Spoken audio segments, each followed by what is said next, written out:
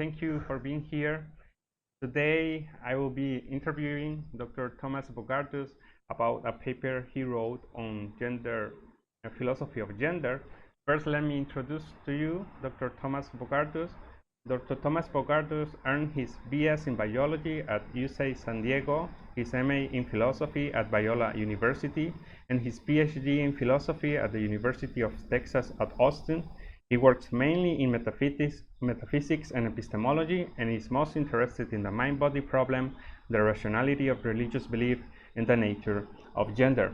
Thank you, Dr. Tomas, for accepting the interview. Sure, I'm happy to be here. So, Dr. Tomas, the paper that I want to interview you about is one you published on 2020. It's called Some Internal Problems with Revisionary Gender Concepts. Can you introduce ourselves? What's the purpose of the paper? And maybe in passing, can you give us a landscape of the different positions about this topic? Yeah, sure. Okay, so yeah, I think that I don't remember exactly when I wrote this. Maybe I started in 2017 or 2018. Took a while to get published, but what I had noticed was that it seemed that when having conversations about what gender is and what it is to be a man or a woman, there's kind of two different projects that people might be engaged in. And sometimes people are engaged in the project of saying what those words just ordinarily normally mean. So what does the word woman refer to, just as a matter of fact, in ordinary discourse? What does the word ordinarily mean? So that's one project that people might be engaged in, just trying to tell us what the words normally mean. But another project that I noticed that philosophers were engaged in was what they call conceptual engineering, or sometimes it's called ameliorative inquiry. And there, what they're up to with that project is they kind of agree or recognize what the words man and woman ordinarily mean, but they think that there's a problem with the ordinary meanings and that the ordinary meanings should be changed. And so they want to engineer new concepts or engineer new meanings for old words because they think that that will advance the cause of social justice or produce some great social good. So that's why we should do it. And so what I did in this paper, Some Internal Problems for Revisionary Gender Concepts, is I was addressing that second project, the conceptual engineering project. And I was trying to show that there are some internal problems. There are ways in which this project won't meet its own criteria for success. So it will be unsuccessful by its own lights. So that's what I was up to in that paper.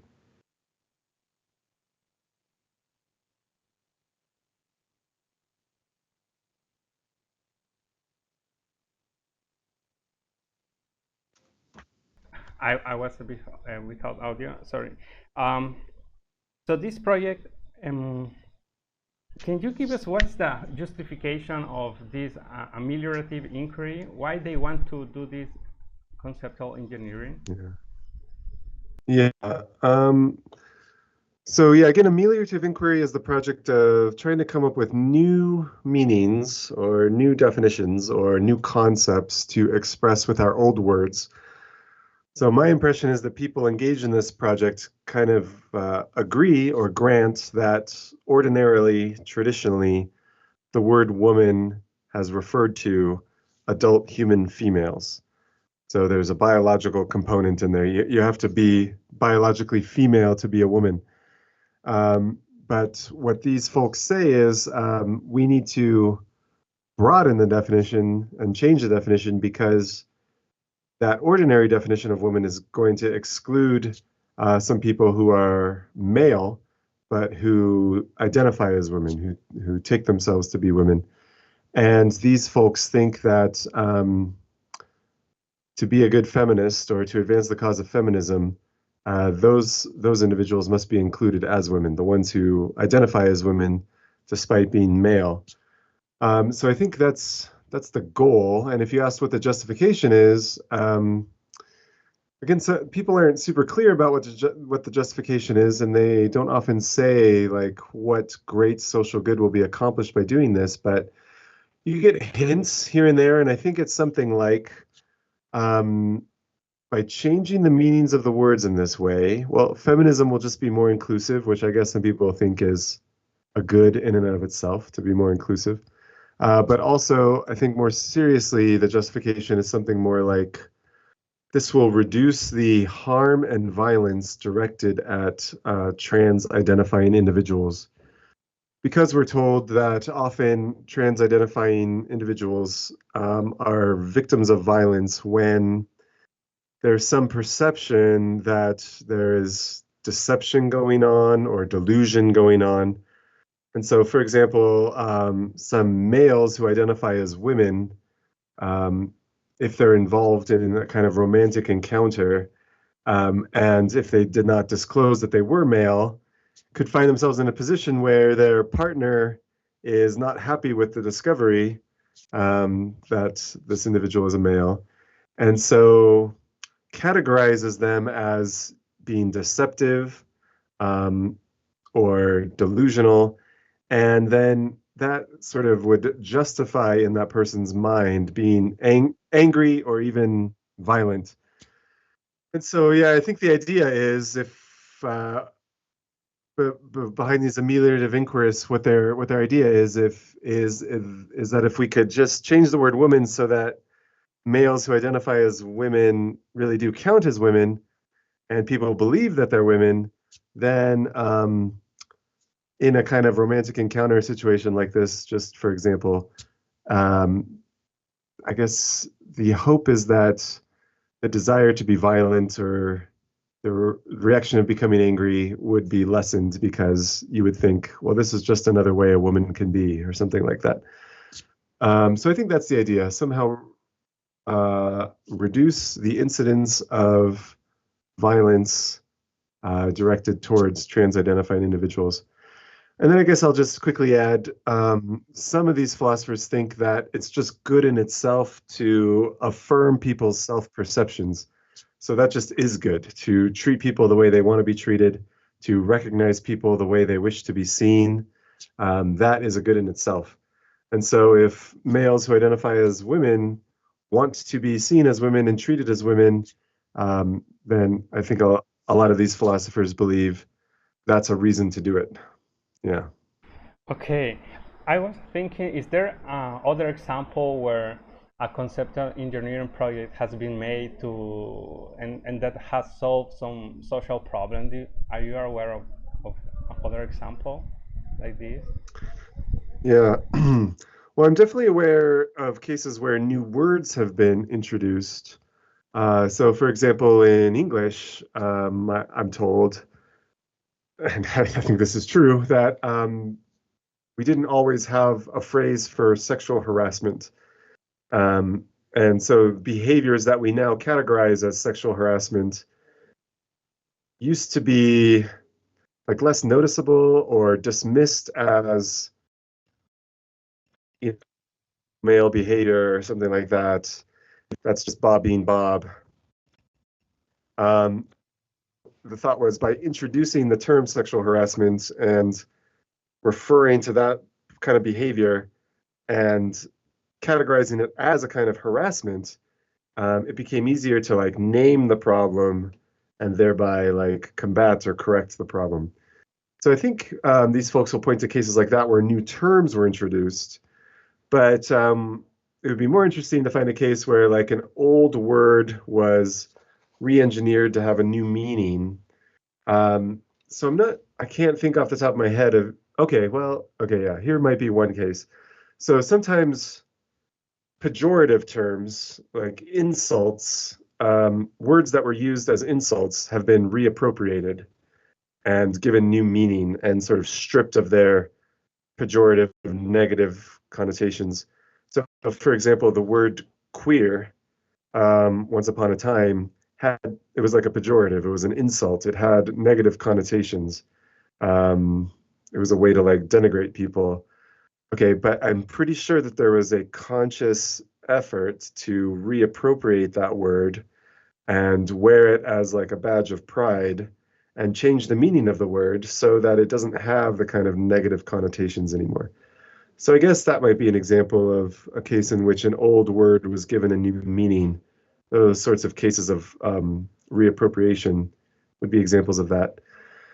I think there are also cases where this has happened largely accidentally or organically. So with sexual harassment, that was very intentional. Like the introduction of that word was very intentional. And with reappropriation of terms like queer, that was very intentional. But I think the word marriage has changed its meaning over time.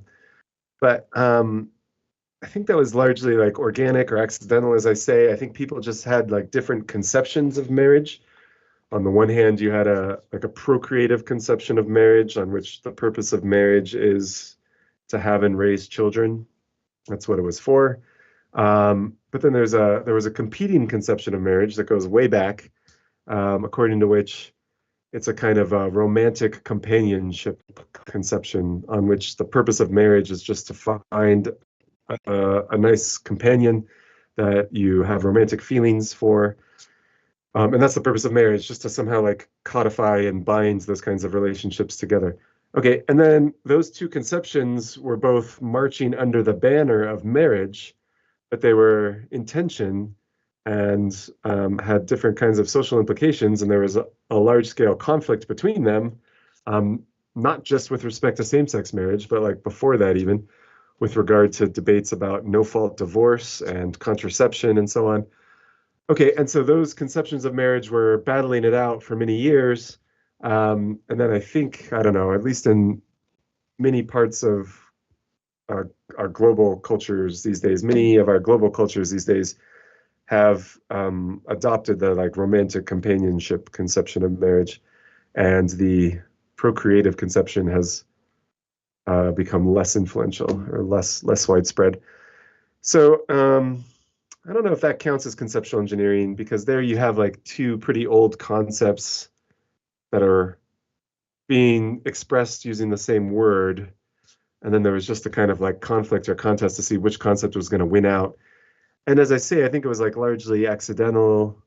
I don't think people knew that this was what was happening, but I think it was. So that's probably not the clearest case of conceptual engineering or ameliorative inquiry. Probably of those three, the best case is the reappropriation of like old insults or slurs. Okay, thank you. Can you tell us what is a woman according to your position? Okay, well, yeah, that's kind of what got me into this debate, because I had some opinions and I saw that it was like a topic of dispute these days. So I was wondering like what's going on in this literature, because I guess what resonated with me, or what seemed right to me, was that man and woman function as words in just the same way that like hen and rooster function, or buck and doe with regard to deer. It seemed like just another example of words that we have to name the adult males and adult females of the species. And so I thought, like, man, well, yeah, I guess when you reflect on it and when you check a dictionary, what the dictionary says is a man is an adult human male and a woman is an adult human female.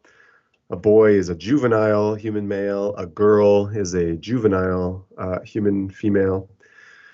So, yeah, I guess when I came into this corner of philosophy, that's what I was inclined to think.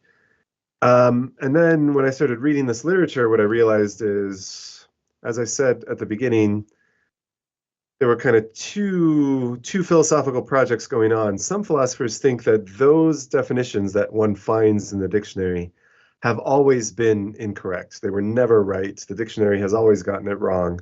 That was just a mistake. So some philosophers think that. But other philosophers are engaged, as I've said, very self-consciously in this project of ameliorative inquiry.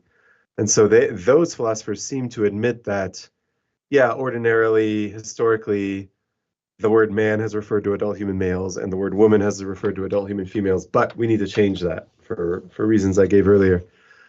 So I think that's what's going on in this debate. But yeah, I guess if you were to ask me my own position, I guess I agree with the ameliorative inquirists that the words man and woman historically, traditionally have been used to refer to adult human males and adult human females, respectively.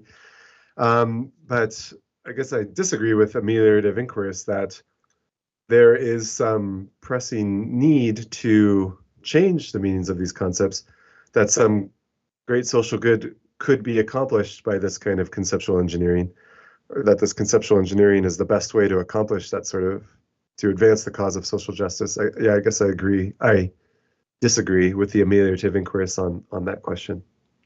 Yes, I really like it that you point in your article that even Simone de Beauvoir has some quotes taking the traditional view of women as related to biology. This was very new for me. Can you introduce ourselves to Sally Haslanger, how she defines what is a woman, and some problems that you point out in this article about her definition? Yeah. Okay, so what Sally Haslanger proposed, so I don't think this is her view anymore, but maybe starting around like 25 years ago or something, Sally Haslanger started publishing a lot of papers in this area. And to be honest, like I don't think she was totally clear about what kind of project she was engaged in, whether it was the first project of saying what words like man and woman have always meant, or whether it was the second project of ameliorative inquiry. But I think eventually it became clear to herself and to her readers that she was engaged in an ameliorative inquiry, and she's the one who actually coined that term, saying this would be a kind of ameliorative analysis. And what she proposed was that we should reserve words like man and woman to name social positions or social roles, so that a woman is anyone who is oppressed along some dimension, maybe legally oppressed or economically oppressed, or in some other social way oppressed, like maybe is denied the right to vote, denied the right to own property or something, experiences some kind of oppression because she is observed or imagined to be female, to have that sort of reproductive capacity. And so there certainly are people like that, or have been historically. There have been people, I mean, historically it has been the case that females have been oppressed, denied the right to vote, denied the right to own property, and so on. Treated as property in marriage. Okay, I guess this is still very much happening around the world. Denied the right to be educated in places like Afghanistan. Okay, so lots of examples of people being oppressed because they're observed or imagined to be female. And so Sally Haslanger said we should use the word woman to refer to that property, and that we should use the word man to refer to the property of being privileged to receive some sort of benefit, economically, legally, socially, etc., because he's observed or imagined to be male. Okay, and the reasoning was it's important to name these social roles for the cause of social justice, just in the same way that we want to name the phenomenon of sexual harassment so that maybe we can reduce it, minimize it.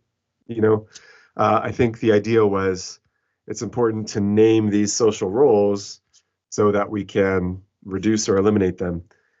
And in fact, yeah, she's in the camp that thinks that if that's what we mean by woman, someone who's oppressed because she's observed or imagined to be female, then one of the goals of feminism is to eliminate women, right? Because we don't want anyone to be oppressed anymore.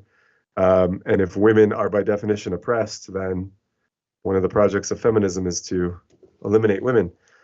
So of course that doesn't sound right, but that's just evidence that these words are not being used in their ordinary historical senses. It sounds quite odd to say that one of the projects of feminism is to eliminate women. Of course, she was quick to add that we don't want to eliminate females, but it still sounds pretty weird to say that the goal of feminism is to eliminate women. but yeah, again, that's just evidence that this is a revisionary project. It's an ameliorative project. It's a project of conceptual engineering. Okay, and you asked what are some problems with this? Well, what I do in the paper is I guess I have, it's been a while since I've read this to be honest, but I think something I pointed out was it does sound odd to say that one of the projects of feminism is to eliminate women. So there's some evidence that we're not really capturing the ordinary sense of the word. Okay, that's not really an internal critique though. I think I pointed out that another problem was this doesn't really get the explanation of the oppression, right? Because what you might have thought was certain people are being oppressed because they're women. So some people out there in the world are being oppressed because they're women. But what Sally Haslinger's account says is that what makes you a woman is that you're oppressed. So you're a woman because you're oppressed. It's the oppression that like produces the womanhood. The oppression is what's defining womanhood rather than womanhood explaining the oppression. So I think that's something I mentioned in the paper. But the main critiques I just report are actually from a philosopher named Jenkins, who objects to Sally Haslinger on the grounds that this project that Sally Haslinger is engaged in, the definitions she comes up with, aren't going to respect everybody's self-identification. So insofar as you thought it was an important part of the feminist project to respect everybody's self-identification, so if somebody identifies as a woman, feminism says she's a woman, and if somebody does not identify as a woman, feminism does not say that she's a woman. If you thought that that was an important goal, then Sally Haslinger's definitions do not meet that goal. And let's see if I can remember what Jenkins says. I can at least remember one case. Let's see if I can remember the other ones. But there will be cases of trans males who identify as women, trans identifying males, who do not yet present as women, who aren't like dressing as women and acting like women, or who do present as women but aren't really taken seriously, aren't being read as women. So there will be cases like that. And so in those sorts of cases, these individuals will not be oppressed because they're observed or imagined to be female. They're not really taken to be female at all.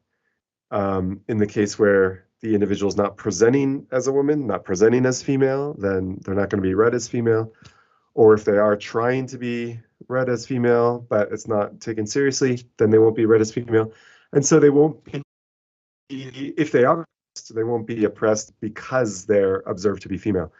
Okay, so according to Sally Haslinger's definitions, these individuals will not be women, despite the fact that they identify as women. Okay, and then another one was there just might be, I think Jenkins has 3 cases like this, but I can only remember 2 off the top of my head. Sorry, if you read the paper, you'll see the 3rd. But I know another one was there might be like subcultures or communities where people's identifications are just taken at face value. And so somebody in these sorts of subcultures or communities, maybe, queer communities, this person says he or she's a woman, and that's just taken at face value. And so they're not oppressed because they're observed or imagined to be female. Perhaps they're not oppressed at all. And so on Sally Haslinger's view, this person wouldn't count as a woman, even though the person identifies as a woman. So yeah, there are going to be cases like that. If you just imagine a gender utopia, I guess we'll have individuals there who may still continue to identify as men or women. But if it really is a gender utopia, nobody's being oppressed or privileged. And so on Haslinger's view, there will be no men or women, even if people continue to identify as men and women. So there's just another way in which Sally Haslinger's view isn't going to respect everybody's self-identification. So Jenkins presents that as like a serious problem. That is a major shortcoming. I mention it because the title of the paper is Some Internal Problems for Revisionary Gender Concepts. So by internal, I mean these projects don't meet their own standards for success. They don't meet their own criteria for success.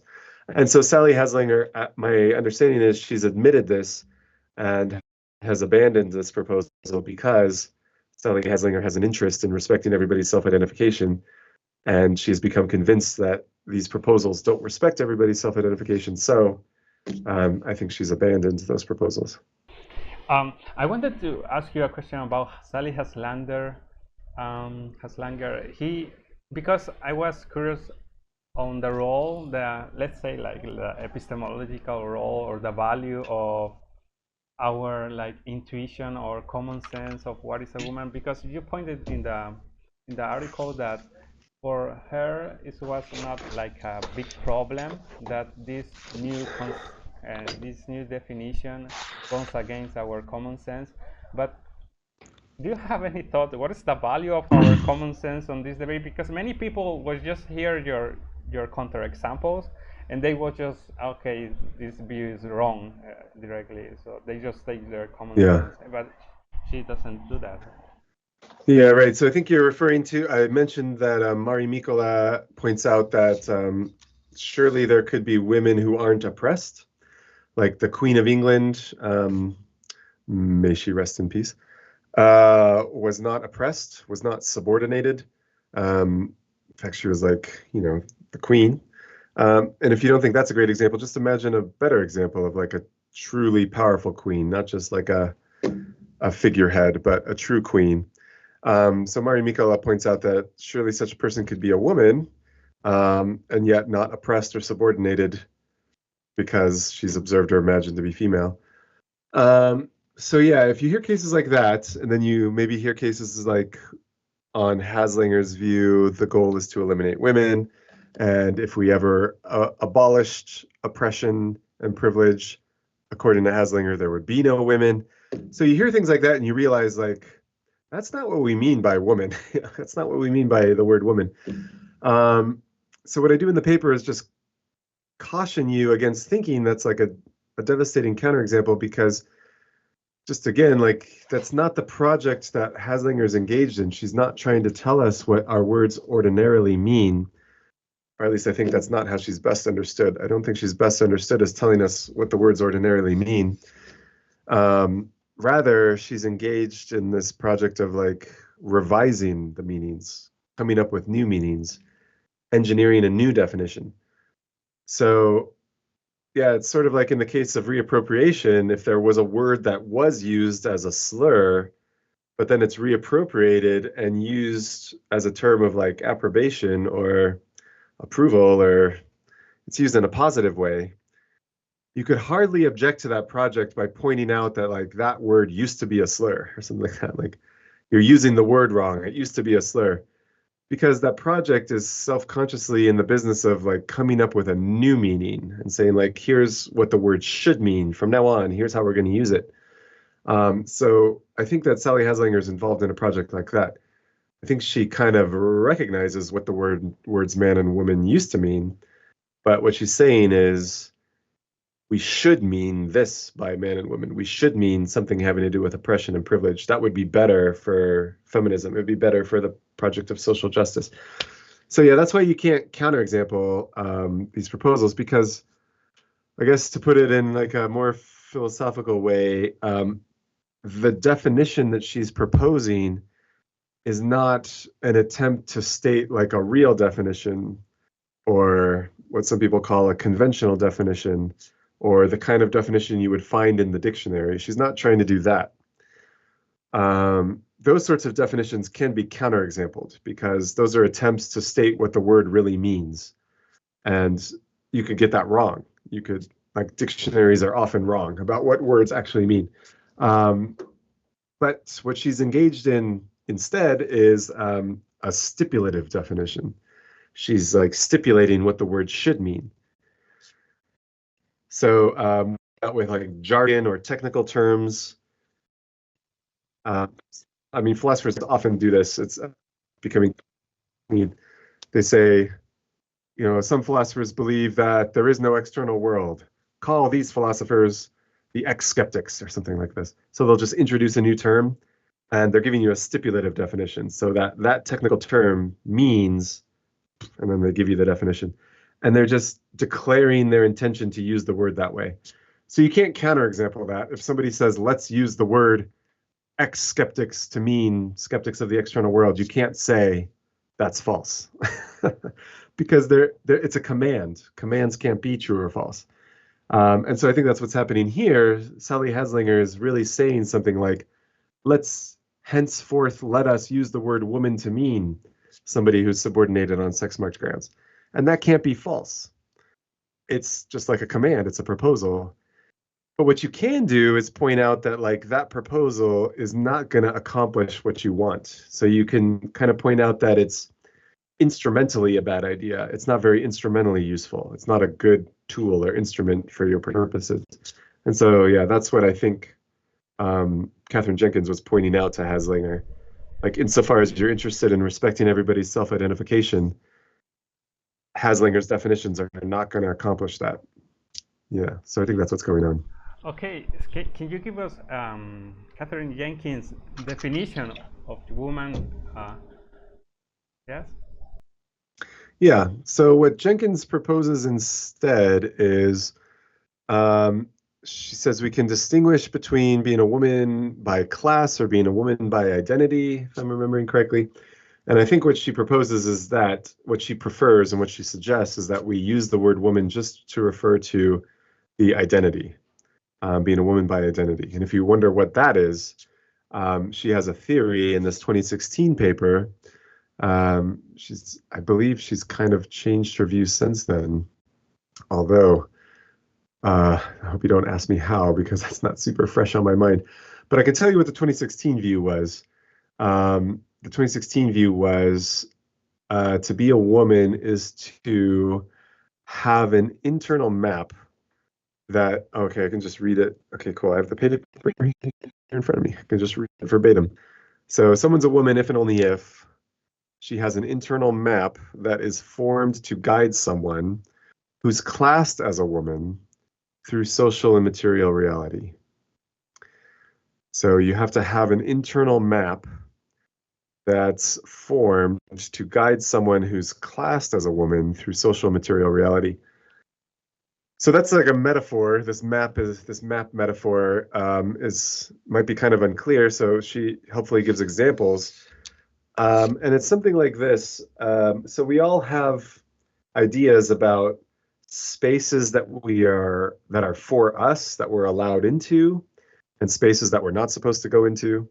So that, for example, if you're looking at a blueprint of a building or a layout of a building, and you see the restrooms, and you see that one is marked for men and one is marked for women, we all kind of know like which one of those is for us, right? Because we've been told all our lives. I got on this view, like Catherine Jenkins, I think would say, it's because you've been given this map. You've formed this map internally. You've been told that in my case, I've been told that men's restroom is for me. Okay, so there's one example that actually involves like a literal map. Another example is there are all these like norms floating around, or these rules or expectations floating around, like shave your legs, or don't cry, or be willing to join the military if your country needs you, or something like that. What are some other ones? Wear dresses, or wear pants, or if you're in a subway, here are the people that you give up your seat for, and here are the people you don't give up your seat for. So we have these kinds of expectations that are related to males and females. And when I just list these expectations, you probably recognize some as like for you, and others you realize those weren't for me. So when I hear like shave your legs, I know that one's not for me. I'm not the kind of person that's expected to shave his legs. When I hear something like don't cry and join the military if your country needs you, or something like that, I know that one's like for me. Okay, so that would be part of my internal map, like taking certain norms or expectations to be for me or about me. Okay, and now Catherine Jenkins' view is if you take enough of those norms and expectations to be about you, okay, wait, so I'll just say, like, there's categories of these norms. Some of them are for men, some of them are for women. um, and if you take enough of the norms from one of these categories to be about you, then you are a man. If you take enough of the norms in this other category to be about you, then you are a woman. So that's what it is to be a man or a woman. And she hastens to add that you don't really have to abide by these norms. So she's not saying that you have to shave your legs to be a woman. She's not saying that. She's saying only that you have to, like, I guess this isn't strictly necessary, but one of the norms that you might take to be about yourself is shave your legs. But you may not follow that norm. You may flout that norm. You may ignore that norm. But you still recognize that, like, it's for you. It's something that society says you're supposed to do. Okay, so that's the proposal. Oh, Yeah, so that's Jenkins' view. then you point some problems, internal problems in Jenkins' definition. Can you mention some to us? Yeah, so when you hear the view expressed, like, it sounds like it might be circular. When you hear that to be a woman is to take enough of the norms about women to be about you, to be a woman is to have an internal map for those who are classed as women to be about you. So it looks like the word woman shows up in the definition. So that would be bad if we defined the word using itself. If we were trying to define a word, but we use that very word in the definition, that would be bad. That would be circular. But I don't think that Jenkins does that because you'll recall that she recognizes that there are women in Haslanger's sense. So she thinks that's what it is to be classed as a woman. So she thinks that some people use the word woman in that sense, like Haslanger, to be subordinated because you're observed or imagined to be female. That's what it is to be classed as a woman. And then there's also what it is to be a woman by identity, to have a female gender identity, to be a woman by identity. And so that definition involving maps and norms was a definition of what it is to be a woman by identity. And it uses the Haslanger sense of woman in the definition. So that's not strictly speaking circular, so that's okay. But then the proposal is to be a woman is to take enough of the norms about people who are oppressed because they're observed or imagined to be female to be about you.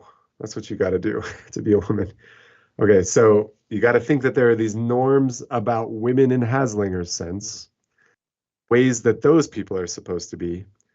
So you have to accept that there are people who are oppressed because they're observed or imagined to be female, and then we have norms for them.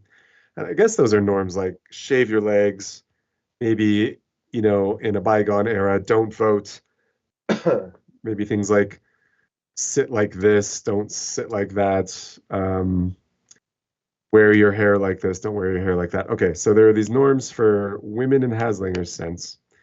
And then what Jenkins is saying is to be a woman by identity, to be a woman in the true sense, the woman in the sense that Jenkins really wants us to use, you have to take enough of those norms to be about you. Okay, so I think something I pointed out is, or here are just some objections. One is that, and I think Elizabeth Barnes points this out, if you think that there could be cognitively disabled women, people who are women but don't have the cognitive capacity to perform this task that Jenkins requires in order to be a woman, then that will be a problem. For those people will be excluded by, did I say Haslanger? I meant Jenkins. Those people will be excluded by Jenkins' account because they're not able to take enough of the norms to be about them. Okay, so there's one way in which it looks like Jenkins' proposal is going to exclude some people that we might have thought were women. But what I try to point out in this paper is I think it's also going to fail to respect the self-identifications of some trans-identifying individuals. And so it may be possible there's just no barrier in principle to somebody taking a lot of these norms like shave your legs and so on to be about them and yet not identify as a woman. That could happen. I mean, there's just no barrier to that happening. I mean, yeah, human cognitive architecture is such that you could be like that. I mean, maybe it's irrational, but you could do that. There are some irrational people. That could happen. So if that happens, then Jenkins' proposal would say such a person is not a woman despite identifying as a woman. Okay, maybe more realistically, I think what some other people have pointed out is you could have people who identify as women, but because they are like recent immigrants to a country, they have not yet successfully sorted out which gender norms are for them and which ones aren't. So somebody who's like a recent immigrant may identify as a woman, but not take enough of the right norms to be about them. Okay. And then I think something else I point out in the paper is there could be, oh yeah, so if you just consider, this is going to require some thinking here. So Jenkins points out that there could be trans-identifying males who identify as women, who do not meet Haslanger's definition of woman. And in fact, who meet Haslanger's definition of man. That could happen, despite identifying as women. Okay, so that could happen because they fail to present as women, or they present as women, but they're not taken seriously. So Jenkins herself points out that that could happen. Okay, so imagine a case like that.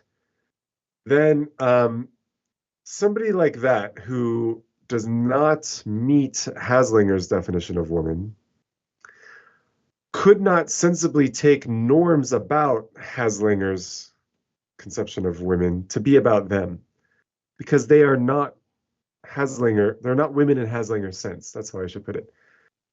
Okay, so yeah, this is pretty complicated, but you got to imagine a male who identifies as a woman, but is not read as a woman, not treated as a woman, not subordinated because he's observed or imagined to be female. Okay, so somebody like that. So this person is not a woman in Haslanger's sense. Now suppose there are norms about women in Haslanger's sense, norms for those people. For Catherine Jenkins, in order to be a woman, this trans-identifying male has to take enough of these norms to be a, and that's what has to happen. But what I point out in the paper is that would be a mistake to take those norms to be about you, because those norms aren't about you for this individual. It would be as if I took norms about police officers to be about me. I mean, there are norms for police officers, like read Miranda rights, use as little force as possible. I guess when you're pulling someone over, pull them over to a safe location. I don't know. Those are some norms that came to mind. Wear your uniform in a certain way, keep your body cam on. Okay. So these are like norms for police officers. Imagine I took those to be about me, but I'm not a police officer. So that would be like a mistake if I thought that those were norms about me. That would be kind of delusional, right? If I thought that I was supposed to read people Miranda rights, like handcuff people and arrest criminals, that would be quite a serious mistake, a kind of irrationality. Okay, so the objection then to Catherine Jenkins is there easily could be, and probably are, some trans people who would count as women on Jenkins' view only as a result of irrationality or delusion or a mistake. So that's what I say. So the only way that her view is going to rule that this person is a woman, the only way that Jenkins' view is going to respect this person's self-ID is if the view also entails that this person is like delusional or mistaken or irrational. Okay, so I think that's a problem for Jenkins. So again, I'm not like asserting that such a person is delusional or irrational or mistaken. I'm saying that for Jenkins, that's what would have to be the case. So that's why this counts as like an internal problem for Jenkins' proposal. Okay. Okay, so I think that's what I say. at the end of your paper, you point some problems with the project itself of ameliorative inquiry. Can you explain why ameliorative inquiry, as you put it, is incoherent? And can you tell us about this theory of concept individuation by Michael and Mark Sainsbury? It was very, very helpful to understand that problem. Oh, okay, yeah, sure. Yeah, so what I say in that section is, yeah, so I think I have a clearer understanding of the point I was trying to make in that paper. Again, I wrote that maybe in 2017 or 2018. I can't totally remember. Or at least that's when I started writing it. But my thought was just like, imagine that I'm trying to complete this project. I'm engaged in ameliorative inquiry. I want to follow it's like a recipe or a protocol. I want to follow the steps.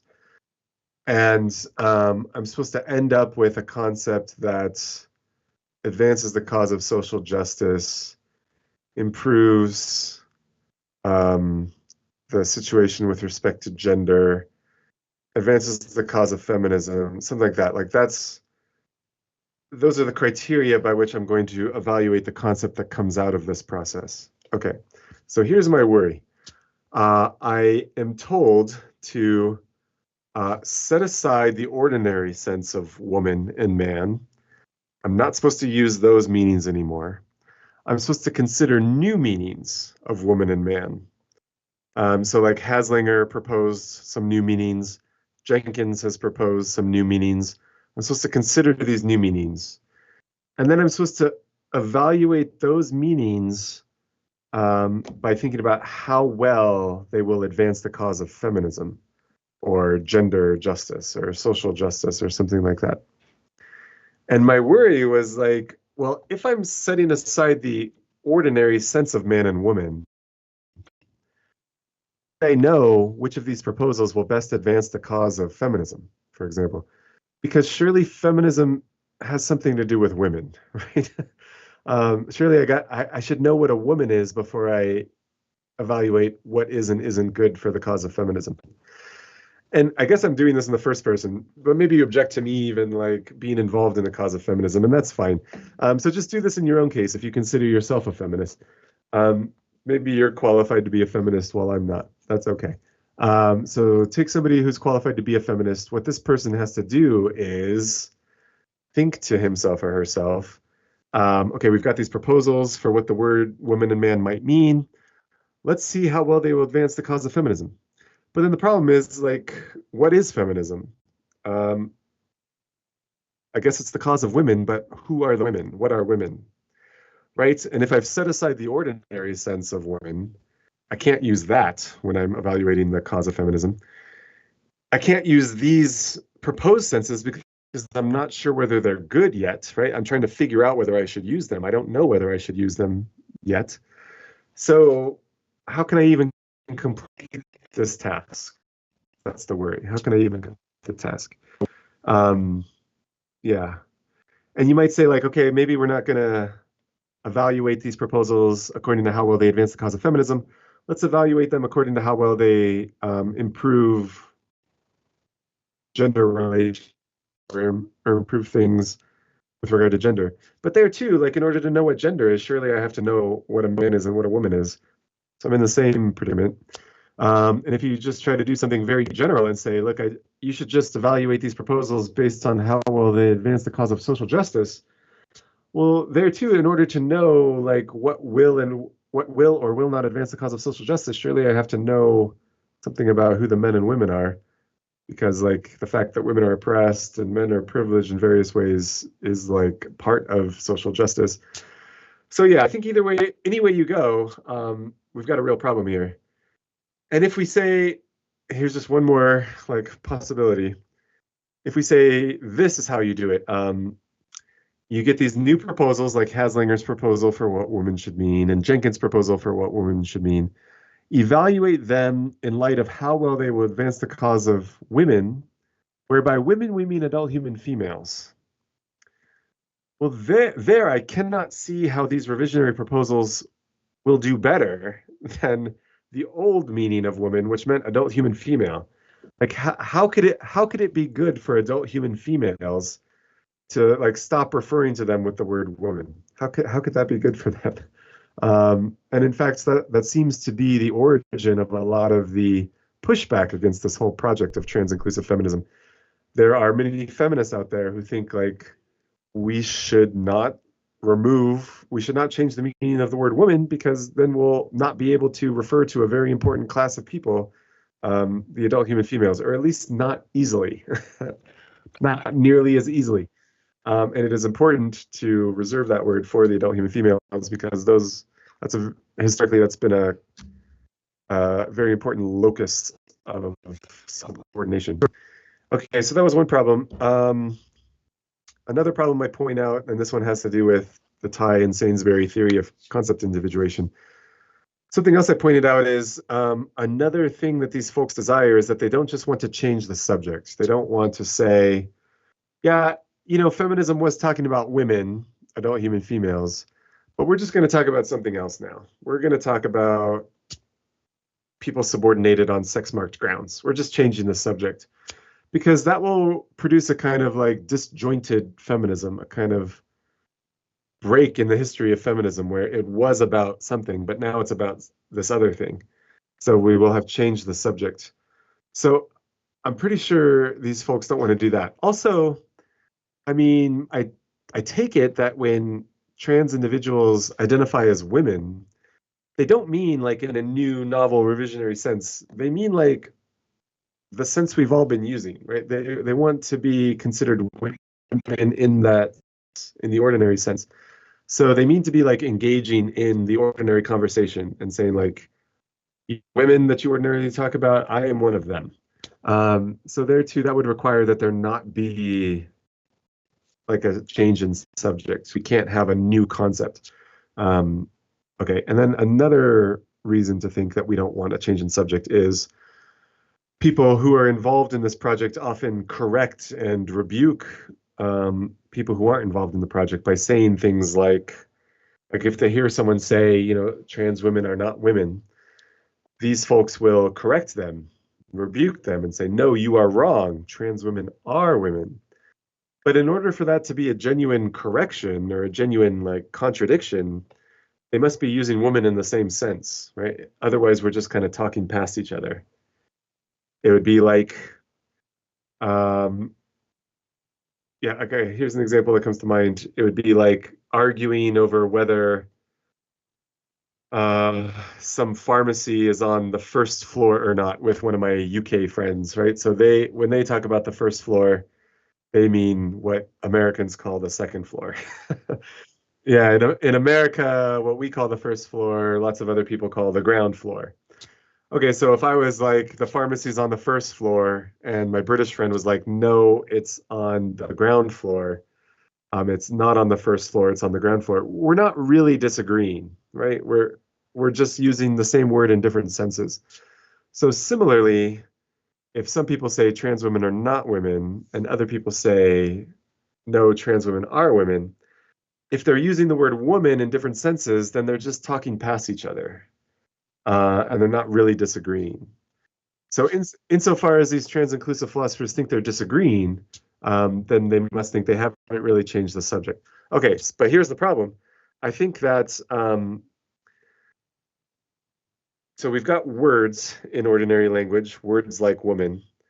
So the way we express words is like, orally by making sounds, or I can write them down, using letters. So that's what words are, like sounds or inscriptions. That's what a word is. And we use words to express what philosophers call concepts. I think that's how we should use the word concept in philosophy. The word concept is used in many different ways by many different people. But I think the best way to understand the word and to understand what philosophers have been trying to talk about is concepts are something like mental representation. They are mental representations. They're something like words in the language of thought. Words in the language of thought. So we use like spoken words or written words to express these little words in the language of thought. So that's what a concept is. Okay, and so here's the worry about concepts. It seems like when you intentionally introduce a new meaning for a word, you have thereby introduced a new concept. Sometimes concepts naturally change what they refer to. So for example, I guess slang does this, like when young people use an old word in a new way. No, that's actually not an example because that's often intentional. So that's not going to be a case of organic reference shift. So there's just been cases of like how words naturally change their meaning over time. I guess marriage might have done this. Maybe that's an example, the word marriage. Another example in English is I'm pretty sure the word jerk, like used to describe people like that person's a real jerk. There was, I think in the 70s or 80s or something, there was a movie with Chevy Chase called The Jerk. And in that movie, he was just kind of like a bumbling fool. He was like a fool. But these days, the word jerk means somebody who's like mean or malicious. So I think that's a case in which a word has kind of naturally changed its meaning. There's lots of other examples of words that have like naturally changed their meanings over time. I guess just meat. Meat is like this. M-E-A-T. Meat is like this in English. I think it used to mean like just any kind of food, but now it means like animal flesh. Okay. Sometimes words do this unintentionally, accidentally. And so I think in those cases, it's true to say like you've got the same concept. It's just that the concept has changed what it refers to. Sometimes names do this, like Santa Claus. Once upon a time referred to Saint Nicholas, but now it refers to some creature of fiction. So that happened naturally, organically. You can have a concept change its reference. Okay, but when you engage in a kind of like new baptism, okay, not a literal like religious baptism, but a new kind of dubbing event where you say like henceforth, let us use the word meat to mean animal flesh. If you engaged in that kind of project, you would have introduced a new concept. So that's what Ty and Sainsbury's theory says, originalism about concepts. And I think it's right. It helps solve a lot of philosophical problems. You can read their book. I think it's called Seven Puzzles of Thought. I think that's what it's called. It's a really nice defense of originalism about concepts. I think it's true. So like when you use a name, for example, when you name a child, you're borrowing a name that has probably already been in circulation. If you say like George or something, that's a name that's been used many times. But when you like dub a baby with the name George, that's a new concept. So that if I say like George is in the crib over there, and you say George, like speaking of like King George or something, you're like, George, he's been dead for many years. We haven't really disagreed because it's a different concept. Same name, different concept. Okay, so what I think is happening with ameliorative inquiry is like what happens when you like dub a child with an old name. You're very self-consciously and intentionally using an old word to refer to a new property or a new feature. So I think that introduces a new concept and therefore would create a subject change, a merely verbal dispute if we have a dispute. Okay, so that was kind of long-winded, but that's another problem. I think that ameliorative inquiry is inevitably going to change the subject. So that's something I argue for in that paper. But I think this is the most serious problem that I wrote about more recently in my most recent paper on this sort of thing. It's called Why the Trans Inclusion Problem Cannot Be Solved. I think the most serious problem is just literally whatever the word woman means, literally whatever it means, it just can't be true that someone is a woman if and only if she identifies as a woman. That just can't be true. Because what these people are doing is they're taking it as a constraint that it's like a success condition for this project that the engineered concept respects everybody's self-identification. So that's like the cudgel that Catherine Jenkins was using against Sally Haslanger. The problem with Sally Haslanger's proposal is it doesn't respect everybody's self-identification. And then in the paper, I tried to turn the tables and say, you too, Catherine Jenkins, your proposal doesn't respect everybody's self-identification. And then what I think I noticed is, eventually I noticed like this is not an accident. It keeps happening because it's inevitable. And that's because in order for this project to succeed, like we'll have to come up with some meaning of the word woman, where you're a woman if and only if you do something in addition. You undertake some like mental enterprise where you identify as a woman. So it just doesn't matter what the word woman means. There's just no guarantee that you'll have this property, whatever it is, if and only if you take yourself to have it. There's just no property like that. There could not be any property like that. So you can think of simple cases like I'm about 6 feet tall. So that's a property that I have. I'm about 6 feet tall. It's not true that someone is 6 feet tall if and only if he or she identifies as being 6 feet tall. You could be 6 feet tall without knowing it, without identifying as being 6 feet tall. And you could think that you're 6 feet tall without actually being 6 feet tall. That's just kind of like the nature of our beliefs, of our sincere self-identifications. You can be mistaken about it. Yeah, what would be required is that like a certain kind of mental representation of the world is infallible. It just simply cannot be wrong. And there's nothing like that, and certainly not the kinds of features that are being picked out with this definition of woman. Yeah, so that's what I think is the problem. I think what they're trying to do is say like there's some feature out there that you have if and only if you do this extra thing, notice that you have it. And there just is no feature like that. Yeah, because you can have features and fail to notice that you have them.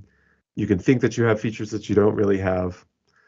So that's why I think this project just can't work. Just can't be done. Yeah, so that was the point of that paper, why the trans inclusion problem cannot be solved.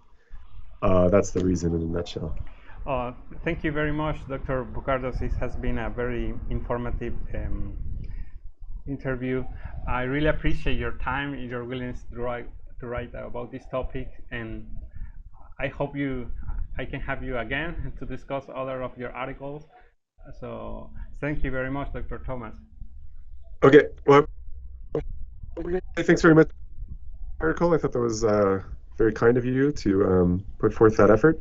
Thanks for inviting me to talk to you. Enjoyed talking, and yeah, we'll talk later.